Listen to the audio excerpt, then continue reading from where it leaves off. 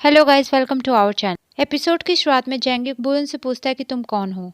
तो बुयुन बताती है कि वो एक सोल शिफ्टर है। वो समझ चुकी है कि वो एक सोल शिफ्टर है क्योंकि उसकी आंखें नीली हो चुकी हैं और उसके ऊपर एक नीला निशान है। और जब ये निशान हट जाएगा तो उसे सब याद आ जाएगा। तभी वहाँ पे कोई आने लगता है। तभी जैंग्युक बुयुन की आंखें ढक लेता है और वो कोई और नहीं बल्कि क्राउन प्रिंस होता है। तो क्राउन प्रिंस पूछता है इसे कुछ हुआ है क्या। तो जैंग्युक कहता है नहीं, ये ठीक है। उसके बाद क्राउन प्रिंस वहां से चला जाता है। तो जैंग्युक बुयुन से कहता है कि ये बात किसी को भी मत बताना, ये बात हमारे बीच ही रहेगी। दूसरी तरफ बुयुन की माँ मास्टर ली से कह रही होती है कि मुझे लगता है मेरी बेटी के अंदर नाक्सू की आत्मा आ चुकी है और मैं इसके लिए आपको ब्लेम नहीं करूंगी। सियोल ने मुझे इसके बारे में पहले ही बता दिया था। क्या मेरी बेटी अब खतरे में है? जिसके बाद मास्टर ली कहते हैं नहीं, बुयुन के अंदर अपनी भी कुछ शक्तियां हैं और वो बिल्कुल सेफ है। अगले सीन में जैंग्युक, बुयुन और क्राउन प्रिंस उसी कंकाल के पास जाते हैं जिसमें आई स्टोन था और फिर जैंग्युक उस आई स्टोन को उठा लेता है। तो क्राउन प्रिंस उसे देख के कहता है एक और आई स्टोन है, मुझे तो लगा था सिर्फ एक ही आई स्टोन है। तो बुयुन कहती है इस आई स्टोन में आकाश की शक्तियां नहीं है जो कि जैंग्युक के पास है सिर्फ। जैंग्युक कहता है ये आई स्टोन किसी इंसान की एनर्जी ले सकता है। तो क्राउन प्रिंस कहता है ये डेड बॉडी जरूर जिन फैमिली की होगी। तो बुयुन भी कहती है हाँ, ये जिन फैमिली में ही किसी की डेड बॉडी है। तो बुयुन कहती है कि तुम दोनों ने आखिर मुझे ढूंढा कैसे और तुम दोनों यहाँ क्या कर रहे हो। तो क्राउन प्रिंस कहता है तुम्हें भेजने के बाद हमने ये फैसला किया था। तो जैंग्युक कहता है मैंने नहीं किया था। तो क्राउन प्रिंस कहता है कि पहले वो जैंग्युक के पास मदद मांगने गया था क्योंकि वो क्राउन प्रिंस है। तो जैंग्युक कहता है कि तुम्हें मेरी मदद क्यों चाहिए। तो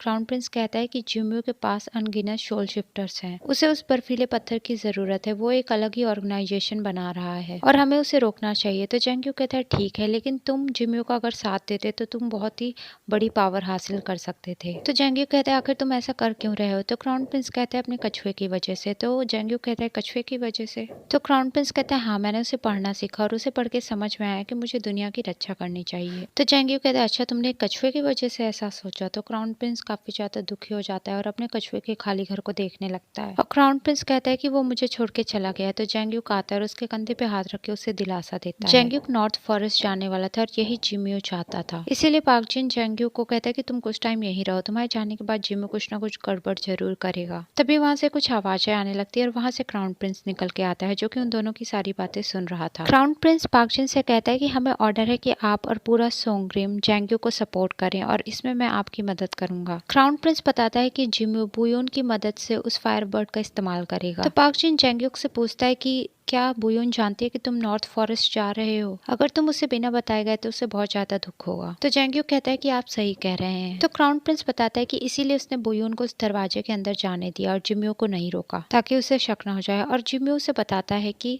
आज रात मैं तुम्हें अपने सीक्रेट ऑर्गेनाइजेशन से मिलवाऊंगा और जिन फैमिली का इस्तेमाल करके वो उनसे बदला लेगा। और फिर क्राउन प्रिंस ये बात जैंग्युक को बता देता है कि बुयोन उस दरवाजे के अंदर गई है, वो अभी भी वहीं पे है, हमें उसकी मदद करनी चाहिए। तो जैंग्युक कहता है आखिर तुमने उसे जाने से क्यों नहीं रोका। तो क्राउन प्रिंस कहता है अगर मैं ऐसा करता तो जिम्यो को मुझ पे शक हो जाता और जिम्यो मुझ पे कभी भी भरोसा ना करता और मुझे अपने सीक्रेट के बारे में भी ना बताता। उसके बाद जैंग्युक के हाथ में वो रेड लॉकेट जो होता है वो चमकने लगता है। तभी जैंग्युक को कुछ गड़बड़ लगती है और क्राउन प्रिंस देखता है कि उसका कछुआ वहाँ पे आ चुका है जिसे बुयोन अपने साथ उस सीक्रेट दरवाजे के अंदर ले गई थी। उसके बाद क्राउन प्रिंस उस कछुए को उठा करके उस सीक्रेट दरवाजे के पास ले जाता है और वो सीक्रेट दरवाजा खुल भी जाता है और फिर वो दोनों सोचते हैं कि उन्हें अंदर जाना चाहिए और इसी तरह वो दोनों बुयोन की मदद करने वहाँ पे चले जाते हैं। अगले सीन में मास्टर ली जिनचोई की माँ को बताता है कि वो आई स्टोन जैंग्युक के अंदर है और मत भूलो कि तुमने उसका इस्तेमाल बुयोन को बचाने के लिए किया था जब वो पैदा भी नहीं हुई थी और जब वो पैदा हुई तो वो एक अंधी लड़की थी, लेकिन अब वो देख सकती है। तुम्हें ये बात अजीब नहीं लगती। तो लेडी जिन कहती है कि उन फैमिली के मेगस जिन सोरियम के पास भी वो आई स्टोन था और उससे कुछ नहीं हुआ था, इसलिए बुयोन भी सेफ होगी। अगले सीन में बुयोन समुद्र के पास बैठी होती है। वहीं पे क्राउन प्रिंस आ जाता है और उससे उस लॉकेट के बारे में पूछता है कि जैंग्युक के पास एक रेड लॉकेट है, क्या तुम्हारे पास दूसरा है। तो बुयोन उस ब्लू लॉकेट को दिखाती है। तो क्राउन प्रिंस कहता है मुझे यकीन नहीं हो रहा है कि ये लॉकेट तुम्हारे पास है और ये लॉकेट तुम्हारे पास क्या कर रहा है, इसे मुझे दे दो और ये तुम्हारा नहीं, इसलिए तुम मुझे इसे वापस दे दो, मैं इसे जैंग्युक को दे दूंगा। तो बुयोन कहती है नहीं, मैं जानती हूँ तुम इसे फेंक दोगे। तो क्राउन प्रिंस कहता है सच में तुम बहुत कुछ जानती हो। जिसके बाद बुयोन उस लॉकेट के मालिक के बारे में क्राउन प्रिंस से पूछती है। तो क्राउन प्रिंस उससे बताता है कि वो एक बहुत ही अच्छी और अमेजिंग लड़की थी। तो बुयोन कहती है मैं देख पा रही हूँ कि वो तुम्हारी दुश्मन नहीं थी, वो हमेशा तुम्हारी मदद किया करती थी। तो क्राउन प्रिंस कहता है नहीं, वो हमेशा अपने मास्टर की साइड लिया करती थी, इसीलिए मैं उसे बहुत पसंद करता था। पर जब उसकी मौत हुई तो मैंने सोचा कि मैं उसे भूल जाऊंगा, लेकिन मैं अब तक ऐसा नहीं कर पाया और अब भी उसे याद करके मुझे बहुत ज्यादा दुख होता है। तो बुयोन उसे कहती है कि तुमने बहुत ज्यादा दुख देख लिया, अब बस करो। अगले सीन में गुरु हियो को सियोल एक दवाई देता है। गुरु हियो उस दवाई को देख करके कहते हैं इस दवाई को यूज करने से हमें घंटियों की आवाज सुनाई देने लगती है और हम उसी के वश में चले जाते हैं। तो पाक जिन कहता है ये दवाई सोई के पास कैसे आई। तो सियोल बताता है कि इस दवाई के बारे में उसने सोई के एक नौकर से पूछा। तो इस नौकर ने बताया था कि उस दवाई को सोई को जिम्यो ने दिया था और उस दवाई के इस्तेमाल से घंटियों की आवाजें सुनाई देने लगती हैं और वो आदमी उसी के वश में होता है जो वो घंटी बजा रहा होता है। तो सियोल उस नौकर से पूछता है कि इस दवाई का इस्तेमाल किसके ऊपर किया गया था। तो वो आदमी बताता है कि सोई ने उसे बताया था कि उस लड़की के लिए उसे बहुत बुरा लग रहा है और सोई बताती है कि वो लड़की सरी गांव से आई थी। तो सियोल समझ जाता है कि जिम्यो ने इसका इस्तेमाल नाक्सु के ऊपर किया था। तो सियोल महारानी के पास जाता है और महारानी से यही प्रश्न करता है कि क्या उन्हें भी घंटियों की आवाज सुनाई पड़ती थी, क्योंकि वो भी सरी गांव में थी। तो महारानी को अपना दर्दनाक वाकया याद आता है और वो काफी ज्यादा डर जाती हैं और वो उन लोगों को अपना दर्द बताने से मना कर देती हैं और कहती हैं वो इन सब चीजों को याद नहीं करना चाहती हैं। तो सियोल कहते हैं कि आप कोशिश करिए, लेकिन महारानी गुस्से में उसे मना कर देती हैं। तो महारानी कहती है तुम्हें क्या लगता है तुम सबसे ज्यादा ताकतवर हो और मैं डर जाऊंगी और मैं तुम्हारी बात मान लूंगी। तो पाक जिन कहता है कोई भी इतना ज्यादा ताकतवर नहीं होता जो कि हमेशा के लिए इस दुनिया में जिंदा रहे। तो महारानी कहती है ऐसा नहीं, अगर तुम किसी के साथ हाथ मिला लो तो तुम काफी ज्यादा ताकतवर बन सकते हो। तो पाक जिन गुस्से में कहता है वो जिम्यो है ना जिसके बारे में आप बात कर रही हैं। तो महारानी को बहुत ज्यादा गुस्सा आ जाता है तो उसका भाई उसे शांत करता है। अगले सीन में सियोल पाक जिन से बताता है कि वो समझ चुका है कि नाक्सु हमेशा जिम्यो के कंट्रोल में रहती थी और इसीलिए उसने सबको मार दिया था। सीजन 1 में जिम्यो ने जब इस घंटी का इस्तेमाल किया था तो नाक्सु ने सभी को मार दिया था और ऐसे नहीं तो नाक्सु बिल्कुल ठीक थी। तो पाक जिन कहता है कि जिम्यो को सिर्फ जैंग्युक ही ठीक कर सकता है। अगले सीन में जैंग्युक उसी दरवाजे के अंदर सोच रहा होता है कि बुयोन ही नाक्सु है। वो सोचता है कि उसकी आंखें भी बिल्कुल वैसी ही है और उसकी याददाश्त भी बिल्कुल वैसी ही है जैसे नाक्सु की थी और वो समझ जाता है कि बुयोन ही नाक्सु है। अगले सीन में क्राउन प्रिंस बुयोन से कहता है कि अब उसे जाना होगा, उसे जिम्यो के साथ उस सीक्रेट रूम में जाना है और वो कहता है कि मुझे यकीन है तुम और जैंग्युक वापस आ जाओगे। और अगले सीन में जैंग्युक बुयोन के पास आता है और कहता है मैं जान चुका हूँ कि तुम कौन हो और मैं तुम्हारे बिना यहाँ से नहीं जाऊंगा, मैं यहाँ पे तब तक रहूंगा जब तक तुम यहाँ पे हो। अगले सीन में पाक जिन जिम्यो को रोकने का प्लान बनाता है और सियोल को उसके सीक्रेट दरवाजे पे हमला करने के लिए कहता है और कहता है कि मैं खुद महाराज से जाके बात करूंगा। और किम दोजो उन सभी को अपना ध्यान रखने के लिए कहती है, स्पेशली पाक जिन को। तो पाक जिन कहता है कि मैं उम्मीद करता हूँ आज रात सूरज डूबने से पहले हमारी सारी प्रॉब्लम्स खत्म हो जाएगी। अगले सीन में जिम्यो बताता है कि 200 साल पहले यहाँ पे सूखा पड़ा था, तभी एक मेघस ने आकाश की शक्तियों को उस आइसस्टोन से अपने हाथों में कंट्रोल और यहाँ पे बारिश की और हम ये रिवाज आगे भी हमेशा फॉलो करेंगे। और क्राउन प्रिंस वहाँ पे मौजूद बहुत सारे सोल शिफ्टर्स को देख के जिम्यो से पूछता है क्या ये सभी सोल शिफ्टर्स हैं। तो जिम्यो कहता है हाँ, और ये सभी जवान है और इनके पास एक खूबसूरत शरीर है जो हमेशा इनकी मदद करेगा। तो क्राउन प्रिंस कहता है तुम्हें रुक जाना चाहिए। तो जिम्यो कहता है मतलब आप मुझे मना कर रहे हैं। तो क्राउन प्रिंस कहता है हाँ, मुझे ये सही नहीं लग रहा है और मैं तुम्हें आदेश दे रहा हूँ। और जिम्यो कहता है मैंने तुम्हें सब कुछ सिखाया, तुम सब कुछ जानने के बाद ऐसे नहीं छोड़ सकते। और तभी वहाँ पे जैंग्युक आ जाता है। सियोल भी अपने साथ बहुत सारे आदमियों को लेकर जिम्यो के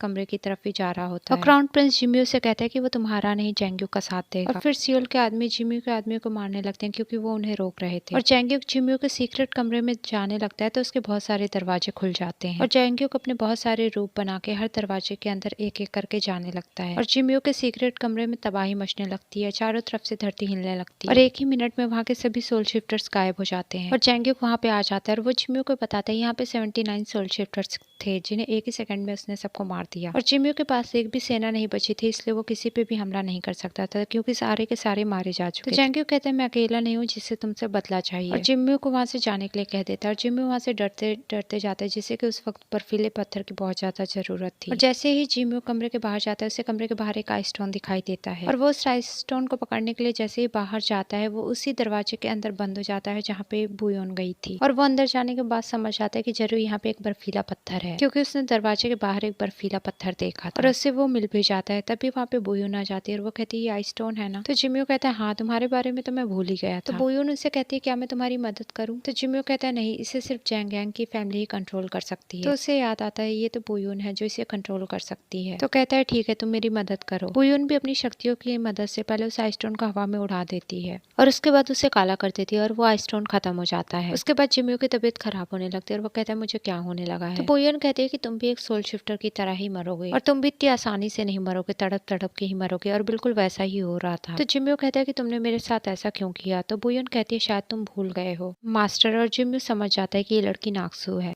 अगले सीन में सियोल और उसके आदमी जैंग्युक से मिलने आते हैं और कहते हैं कि तुमने बहुत अच्छा और क्राउन प्रिंस भी कहता है कि तुमने सब खत्म कर दिया। तो सियोल जैंग्युक से पूछता है तुम ठीक तो हो, तुम्हारा शरीर बहुत ज्यादा ठंडा है। तो जैंग्युक कहता है मैं ठीक हूँ। फिर पाक टैंग का आदमी कहता है कि जिम्यो कहाँ गया। तो जैंग्युक बताता है कि उसने उसी उसी दरवाजे के अंदर भेज दिया। तो क्राउन प्रिंस कहता है कि बुयोन अभी भी वहीं पे फंसी हुई है। तो जैंग्योक कहता है हाँ मैं जानता हूँ। उसके बाद जैंग्योक चलते चलते वहीं पे गिर जाता है क्योंकि उससे चला नहीं जा रहा होता। अगले सीन में पाक जिन महाराज को जिम्यू के बारे में सब कुछ बता देता है। महाराज पहले तो पाक जिन की बात का विश्वास नहीं करते हैं, फिर पाक जिन बताता है कि जिम्यू ने उस फायरबर्ड का इस्तेमाल किया था और जिम्यू ही था जो सोल शिफ्टर्स बनाता था। पाक जिन महाराज से रिक्वेस्ट करते हैं कि वो असेंबली में सबके सामने सच लाकर दिखाएंगे और महाराज उसे असेंबली में आने की इजाजत भी दे देते हैं। दूसरी तरफ महारानी को जब पता चलता है कि जिम्यू मर चुका है तो वो बहुत ज्यादा डर जाती है। वो कहती है कि मुझे हमेशा के लिए इस शरीर में रहना होगा, नहीं ऐसा नहीं हो सकता। वो अपने भाई से कहती है कि प्लीज कुछ करो, जल्द से जल्द कुछ करो ताकि मैं अपना शरीर बदल सकूं। दूसरी तरफ बुयुन अभी भी उस दरवाजे के अंदर ही कैद थी क्योंकि उसे अभी तक अपनी चाबी नहीं मिली थी। और उसके बाद वही कछुआ पानी में जाने लगता है और फिर उसे वहां पे कुछ चमकता हुआ दिखाई देता है और वो चमकती हुई चीज कुछ और नहीं उसकी चाबी थी जिसे लेकर वो वहां से चली जाती है। दूसरी तरफ जैंग्योक चाय पी रहा होता है, तभी उसे बहुत सारी आत्माएं फिर से सताने लगती हैं। और दूसरी तरफ पाक जिन मास्टर ली से बात करते हैं। उन्हें लगता है कि सब कुछ ठीक हो चुका है और मास्टर ली उसे बताता है कि लगता है यहीं पे सब कुछ खत्म हो चुका है। उस आइस स्टोन को पकड़ने वाला पहला आदमी सो ग्योस्योन था और उसकी मदद करने वाली उसकी लवर थी। तो पाक जिन कहता है आप जिन सोरिन की बात कर रहे हैं? तो मास्टर ली कहते हैं हाँ, और मैं सोचता हूँ कि जैंग्योक और वो लड़की भी उस आइस स्टोन को ऐसे ही कंट्रोल कर सके। अगले सीन में बुयुन उस दरवाजे से बाहर आ जाती है जिसे देख के जिनचोई और उसकी माँ काफी ज्यादा खुश होते हैं। तो उसकी माँ कहती है मैं समझ गई, तुम असली जिन बुयुन हो, इसीलिए तुम वापस बाहर आ गई। तो बुयुन कहती है मुझे माफ कर दीजिए, लेकिन ऐसा नहीं है। अगले सीन में सियोल बुयुन को असेंबली में ले जाने के लिए आता है। उसके बाद बुयुन कहती है कि मैंने और जैंग्योक ने फैसला किया है कि हम ये सब इग्नोर करेंगे। तो सियोल उसे बताता है कि मैं जानता हूँ कि तुम्हारी कोई गलती नहीं है और वो बताता है कि उसे 3 साल पहले जिम्यू ही कंट्रोल कर रहा था, जिसकी वजह से नाक्सो ने बहुत सारे लोगों को मार दिया। तभी बुयुन को याद आता है कि उसे बहुत सारी घंटियों की आवाज सुनाई दे रही थी और इसीलिए इसने ये सब किया, मतलब कि ये सब जिम्यू ने करवाया था। सियोल जानता था कि बुयुन ही नाक्सो है और इसीलिए वो नहीं चाहता था कि जैसे वो 3 साल तक इस बोझ को लेकर के जिंदा रहा वैसे ही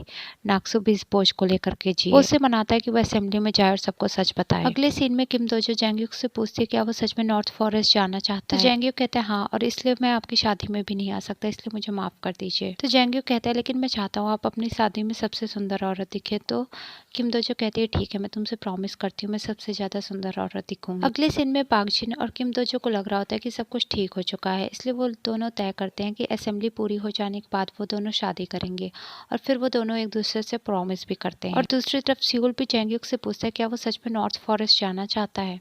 और जैंग्योक कहता है हाँ वो जाना चाहता है और उसे ऐसा फील हो रहा है कि उसे सब कुछ इग्नोर कर देना चाहिए। और जब वो बुयुन को ये बता के जा रहा होता है तो उसे बहुत बुरा लग रहा था। अगले सीन में बुयुन असेंबली में जाती है और वो सबको बताती है कि वो जिन फैमिली की बड़ी बेटी है और वो सबूत के तौर पे वो चाबी भी दिखाती है जो कि जिन फैमिली की है और वो उस दरवाजे से बाहर आ गई है। तो जैंग्योक के 12वें मास्टर से जिम्यो के बारे में पूछते हैं तो वो बताती है कि वो बर्फीला पत्थर लेने गया था और उसी की वजह से वो वहीं पे मारा गया। अगले सीन में महारानी का भाई वो उसी दरवाजे को खोल देता है जिसके अंदर जिम्यो गया था। तो महारानी कहती है क्या इसकी चाबी तुम्हारे पास है? तो कहता है नहीं, मेरा दोस्त मेरी मदद करेगा बाहर आने में। अगले सीन में जैंग्योक असेंबली में जा रहा होता है, तभी पाकटन बताता है कि बुयुन यहाँ से जा चुकी है और फिर जैंग्योक भी असेंबली में जाता है। तो उसके 12वें मास्टर पूछते हैं कि मैंने सुना है कि कल रात तुमने एक सोल शिफ्टर को देखा और उससे तुमने नहीं मारा और अभी अभी ये बात बुयुन ने ही असेंबली में सबको बताई। तो जैंग्योक कहते हैं हाँ, मैंने उस सोल शिफ्टर को नहीं मारा क्योंकि मेरे पास एक कारण था। और जैंग्योक कहते हैं मैं यहाँ से जा रहा हूँ। तो उसके मास्टर कहते हैं कि अभी बात खत्म नहीं हुई। तो जैंग्योक कहता है कि बात खत्म हो चुकी है। उसके बाद वहाँ पे किसी की भी हिम्मत नहीं पड़ती कि जैंग्योक से सवाल कर सके। और जैंग्योक वहाँ से जा रहा होता है, तभी उसका लॉकेट चमकने लगता है और दूसरी तरफ बुयुन भी उसी पेड़ के पास खड़ी होती है और उसका लॉकेट भी चमक रहा होता है। तो जैंग्योक वहीं पे आ जाता है और वो कहता है कि आखिर में आप मुझे बुलाने में सफल हुई मास्टर। और फिर बुयुन कहती है कि मैं तुम्हारे मास्टर नहीं बनना चाहती क्योंकि जैंग्योक मुझे छोड़ के जा चुका है। जिसके बाद जैंग्योक वहाँ से जाने से पहले उसे गले से लगा लेता है। दूसरी तरफ महारानी का भाई जिम्यो को देख लेता है और वो समझ जाता है कि ये मरने वाला है। वो जिम्यो को उठा के पूछता है कि कैसे वो अपनी बहन के शरीर की आत्मा को दूसरे के शरीर की आत्मा से बदल सकता है। तो महारानी भी उससे यही पूछती है कि वो पत्थर कहाँ है जिससे वो आत्माएं बदलता है। और उसके बाद जिम्यो उसे देख के खुश हो जाता है। उसके बाद महारानी के शरीर से उस पत्थर को निकाल देता है और उसके बाद महारानी को कहता है कि तुम भूल गई, मैंने तुम्हारे अंदर भी एक पत्थर डाला था। और उसके बाद वहीं पे महारानी की मौत हो जाती है और जिम्यो बिल्कुल ठीक हो जाता है। उसका शरीर जो काला पड़ गया था वो वापस से ठीक हो जाता है और जिसके बाद वो उस पत्थर का इस्तेमाल करके महारानी के भाई के शरीर के साथ अपना शरीर बदल लेता है। और महारानी का भाई यानी कि जिसके अंदर जिम्यो की आत्मा है वो महाराज से मिलने जाता है और वो महाराज से कहता है कि जिम्यो मर चुका है। तो महाराज कहते हैं ऐसा नहीं हो सकता, उसने मुझे आइस स्टोन के बारे में बताया जो कि बहुत ज्यादा पावरफुल है। तो वो आदमी कहता है कि आप नहीं जानते महाराज, मैं ही जिम्यो हूँ। तो महाराज हैरान होने के बजाय बहुत खुश हो जाते हैं और कहते हैं जैसा तुमने बताया था कि वो बर्फीला पत्थर बहुत शक्तिशाली है, आओ हमारे साथ मिल जाओ जिसकी वजह से हम अपनी पावर और ज्यादा बढ़ा सकें। तभी वहाँ पे जैंग्योक के 12 मास्टर आ जाते हैं जो कि महाराज से मिले हुए थे। वो महाराज से मिलकर के जिम्मी का साथ देने वाले थे। अगले सीन में जैंग्युक जब सोंगरिम जाता है वहाँ पे पाक डैन और जिनचोई रो रहे होते हैं। वहाँ पे 3 कब्र पड़ी होती है और अभी नहीं पता होता है कि वो कब्र किसकी है। और ये एपिसोड यहीं पे एंड हो जाता है।